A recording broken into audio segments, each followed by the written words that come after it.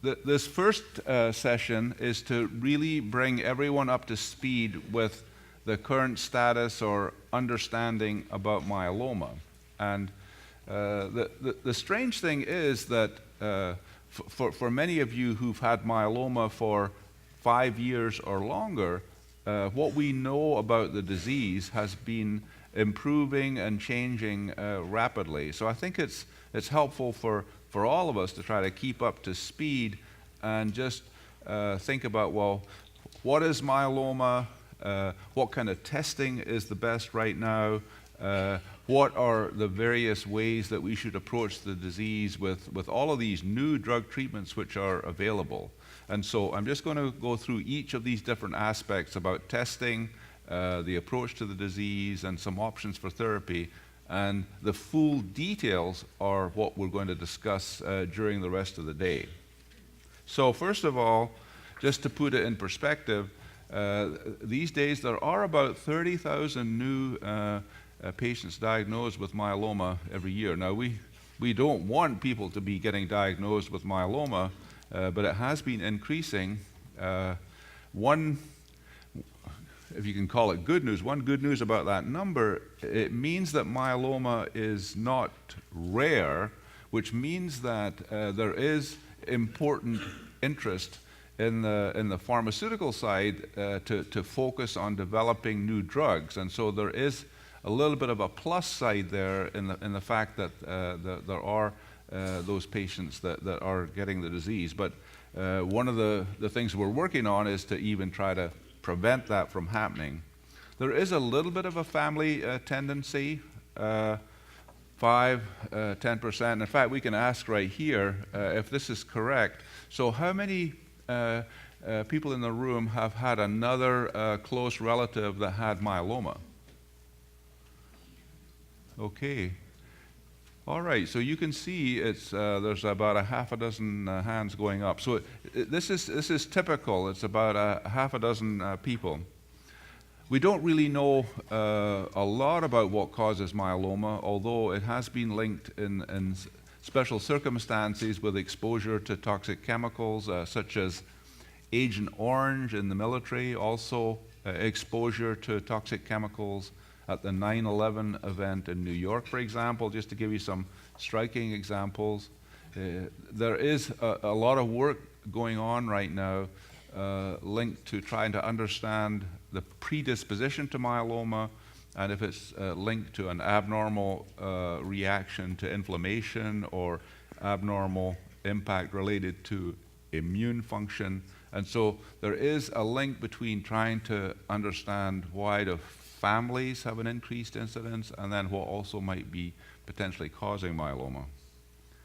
There is a key opportunity in terms of trying to come up with the very, very best treatment for myeloma is that every patient who has myeloma has had an MGUS before. And so in the earlier stages, there was just an increased production of that abnormal myeloma protein, what we call the M protein in the blood, at a stage of MGUS.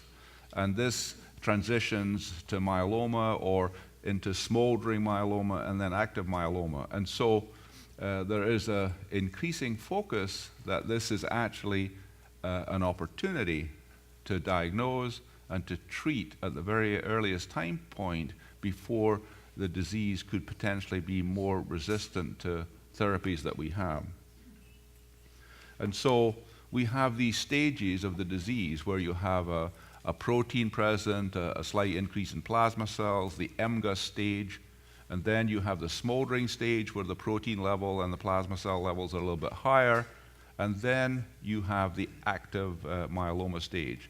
And the amount of disease in the bone marrow, the number of plasma cells in the bone marrow is obviously increasing during this time, and the development of clinical features occurs. And so at the point of myeloma, there is enough disease that patients will have developed what we call the CRAB features: calcium elevation, renal or kidney problems, anemia, or bone problems.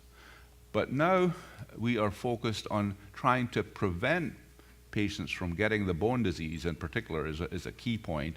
And so to jump in and to identify a pre-CRAB situation where early in the disease we can determine that a patient maybe doesn't have those things but is likely to get them within a year or a year and a half perhaps.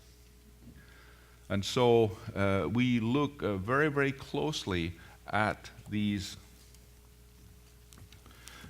Maybe somebody could bring me a pointer actually. There was a pointer up here which seems to have disappeared. Oh, here we go. Yeah. Okay. So over here you have the three groups, and it has the different features for each group. And the key differences relate to the size of the protein in the blood and the percentage of the plasma cells in the bone marrow.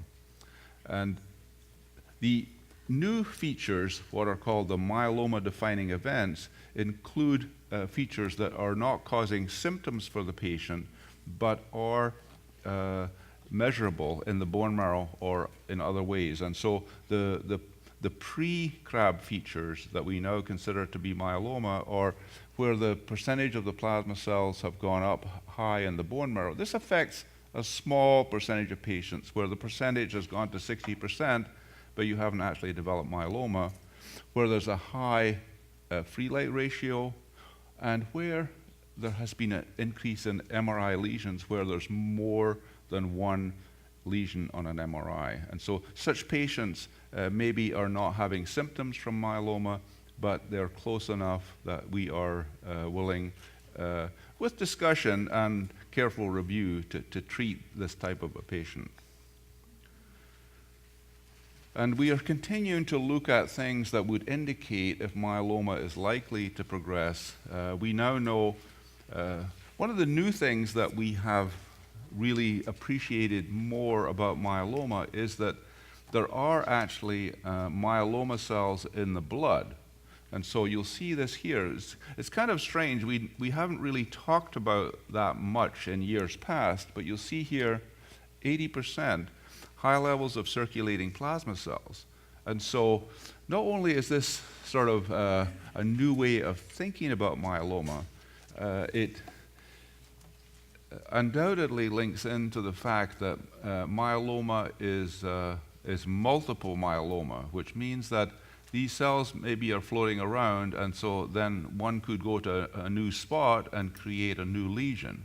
And so we are paying more attention to these cells in terms of, are there cells, how many are there, and what are the features of those cells? What are those cells that are floating around? Could those be creating a problem possibly?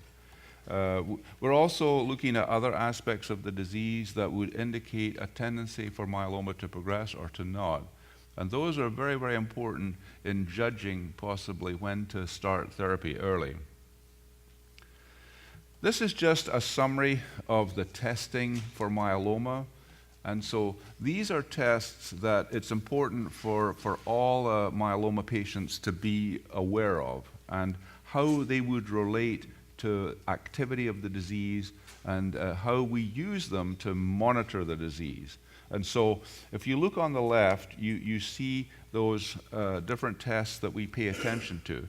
So the key testing for myeloma is the amount of this myeloma protein in the blood or the urine. In the blood, it's measured on SPEP, which I can go forward and show you. So the SPEP is that green spike there, so that when we run this thing which is called an electrophoresis, when the proteins move in an electric field, they move between a positive and a negative, and then there's a spike which tells you that there's a lot of this one particular type of protein that's coming from the myeloma. And so that monoclonal spike is what we are measuring. And when we get that pathology report, and many of you, I'm sure, have seen this when the reports come back from your doctor, it shows this picture of that electrophoresis with the spike showing up, and then it will show you the number. In this case, that level right there is probably a number which is right around 2. 2 grams probably. And then we're obviously wanting that to come down with therapy. Sorry. So that's a key thing. And you have the same thing that can be measured in the urine. About 20% of patients have a significant amount of protein in the urine. In that case, it's a light chain protein, which would be a kappa or a lambda. In the blood, it's mostly going to be IgG or IgA, kappa or lambda. We also pay attention to the free light. When myeloma is active, extra light chains are thrown out into the blood, and this was discussed yesterday, and following those can be helpful in a variety of ways. The percentage of plasma cells in the bone marrow, very important, and this is really, we don't want to do bone marrows, but from time to time we have to do them. But once we have a handle on the involvement in the bone marrow, we can track the disease using the level of protein in the blood. So we don't necessarily need to be doing a bone marrow all the time. The free light ratio links in with the free light. The creatinine clearance, to try to avoid kidney problems, we look a little bit more closely at kidney function using this clearance test just to make sure that the kidney function is not deteriorating. And of course, the calcium we watch out for. Most patients do not have a problem with that. And then anemia can be fairly frequent. Starting out, it can be there, and then it's impacted by therapy. And then, of course, bone lesions, which I'll show you in a minute. We've moved to much more sophisticated and precise ways to assess bone disease, shifting from regular X-rays to CT scanning and PET-CT and MRI. And I'll touch on that a little bit.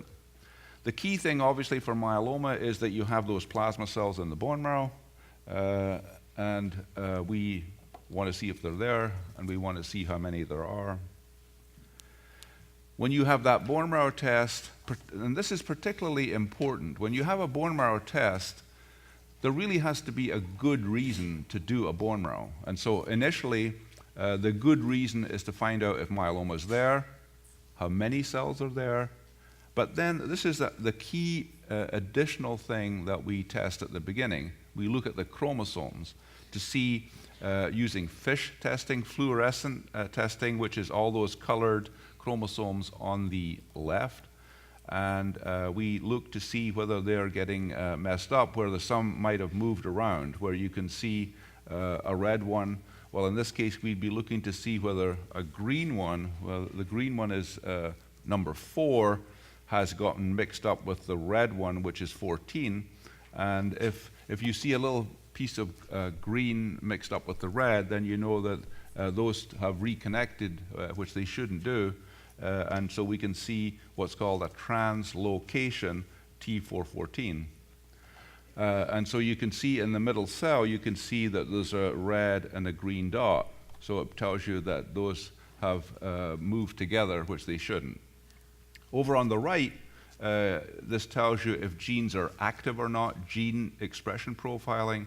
And again, there's a pattern which occurs when myeloma is really active, what we call high-risk disease, or not high-risk disease when the pattern is mostly less active or certainly different.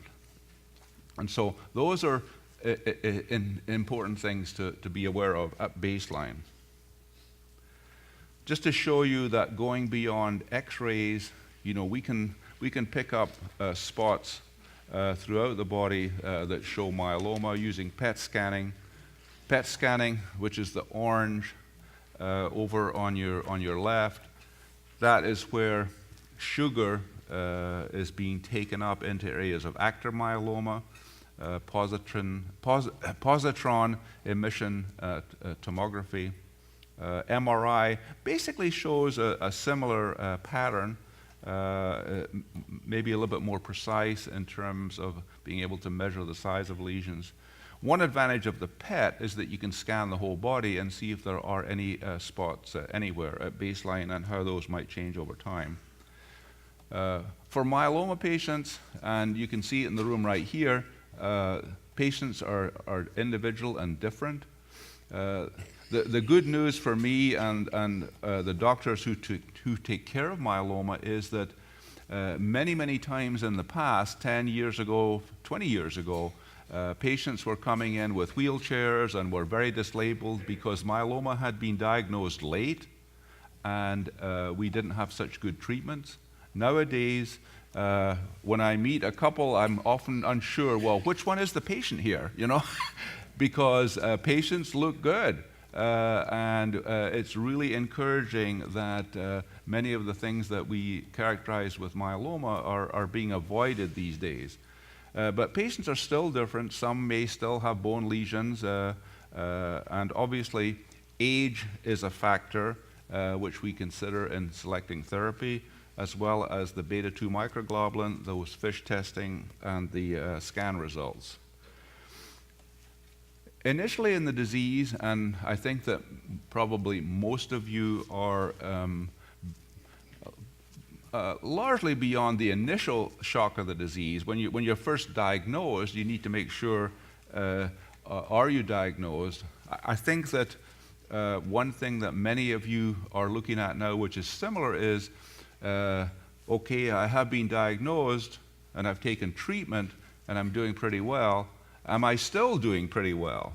So it's kind of the same issue if you're worried that the myeloma is possibly relapsing and there might be progressive disease. And so although it's a dominant thing initially to try to understand what in the heck is myeloma and set plans and know what to expect and see if the treatment's working and when will the treatment work and how long will the treatment benefit last.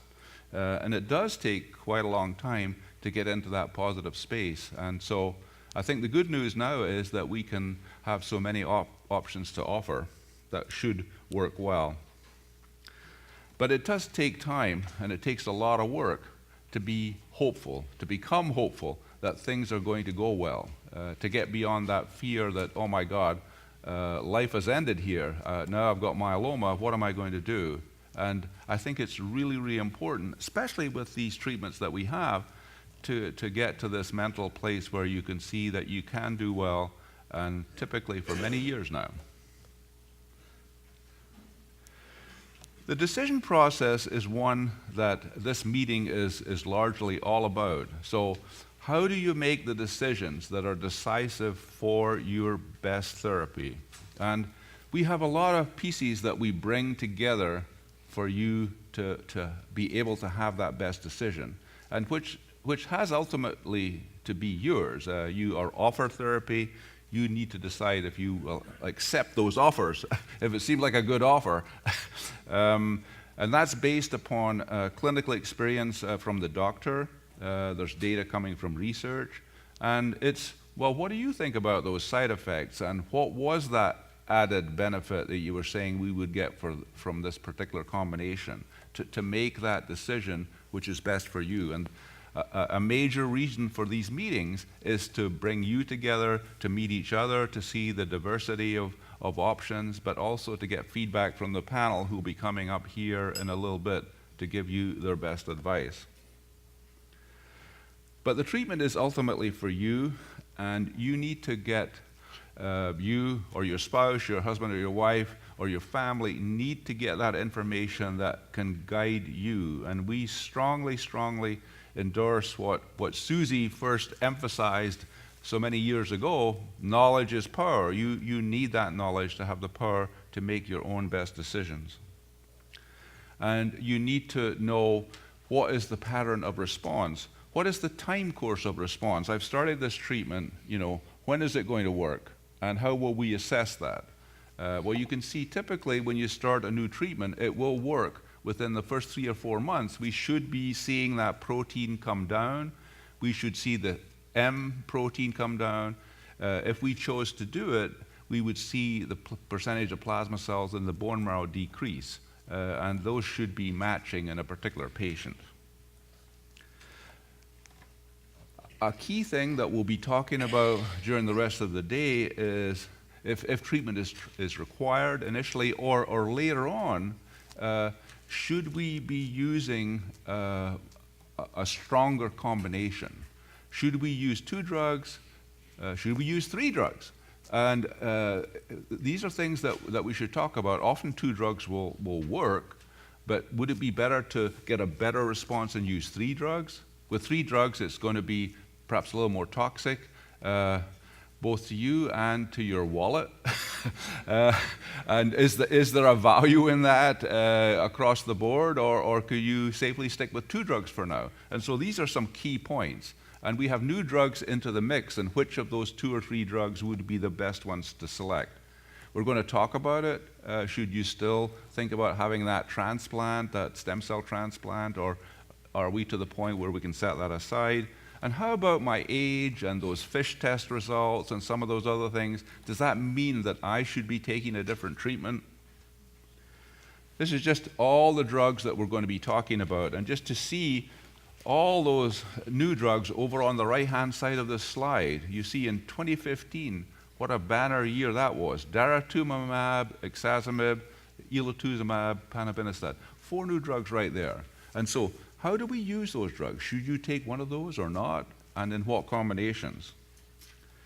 I would say that the main thing that might come up time and again today is the tremendous results that we saw with one of those, which is daratumumab, a monoclonal antibody against CD38. CD38 is a recognition feature on the surface of myeloma cells, and the antibody attacks that, and also links in the immune system around the myeloma to attack it and to kill it. But in this relapse study, Dara-Revdex was much better than Revdex. So the 3 drugs were better than the 2 drugs. And so this is one argument to say that this 3-drug combo is pretty powerful.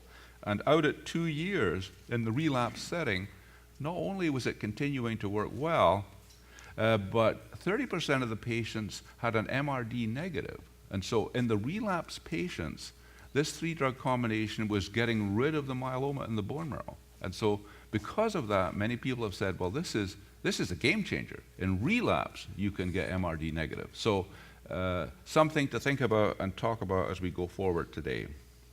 So treatment discussions: should you use a newly approved drug like Dara? Is a clinical trial appropriate? What about the financial burden? What about a cheaper regimen that could do the trick? What about the toxicities? And what about the impact on your day-to-day life? All these things need to be considered. The things that are important for the drugs that we happen to have available for myeloma: Velcade causes neuropathy, dexamethasone can break up your marriage. All these different side effects that can come up along the way. Blood clots can be a problem, and we try to prevent those.